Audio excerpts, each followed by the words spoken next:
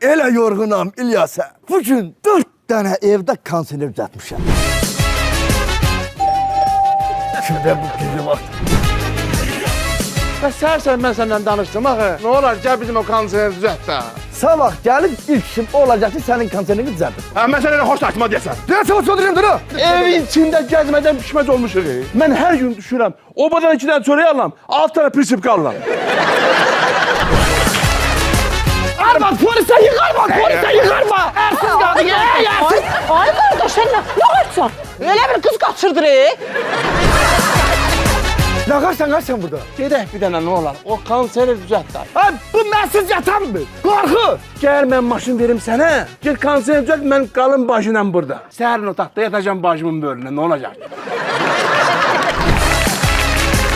Sabah ilk işim sizə gəlib o konserini düzəltmək olacaq. Bacım. Sən səhər bizə gələnə qədər, mən də bu gecə sizdə yataram. Çəkil o ələ. Basasın. Deyirəm arvad, 3 aydan sonra nakонец-то. Pandorumta düz koşa bilərsən? Əlbəttə, problem yoxdur. Çörək əlavə eləyək. Təndir var sizdə. Hava limanı deyə bizdə təndirlə gəzirik. Hava limanında pandor yumurta verirsiniz. Bakı-Antalya reysinin sərnişinləri Məmmədova Bənövşə və Məmmədov Famil. Zəhmət olmasa 14-cü qapıya yaxınlaşın. Famir bir şey deyir, Famir. Görsən orada nə qədər növbə var. Ha, onlar içəri keçəsi, o çamadanlar yerləşəsi, eləyəsi. Narahat olmayın, onlar bizsiz gedə bilmək. Famir, bu bizim samolyotlu xotoqlar. Sen narahat olma, sen panik yapma. Bənövşə dur! Yedin mi pandor yumurtanı? Çəkil. Ay kız, kaçırın.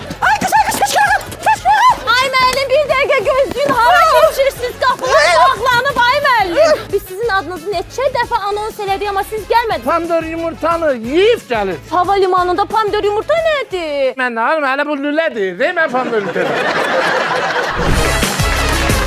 Pomidor yumurtanı götürün, bu pulu qalıb mənim üstümdə, oradan hesabı da istəyirlər. Sen kim dedi sacda bize pandor yumurta pişiyor? Yoldaşınız. Ben onu tanımıram. Onun vidina fasonuna bak, kalın bir arvatlarına oxşuyor. Yayman baş sponsorları Predo Uşaq Bezləri və Abşeron Ticarət Mərkəzi. Xüsusi sponsorları Oyal Məktəb Ləvazimatları, Rosko Halal Məhsulları. Sponsorları Chico Günəbaxan Tubları, Oba Marketlər Şəbəkəsi, Hell New Generation. Komedi Xana, şənbə günü saat 22-də Xəzərdə.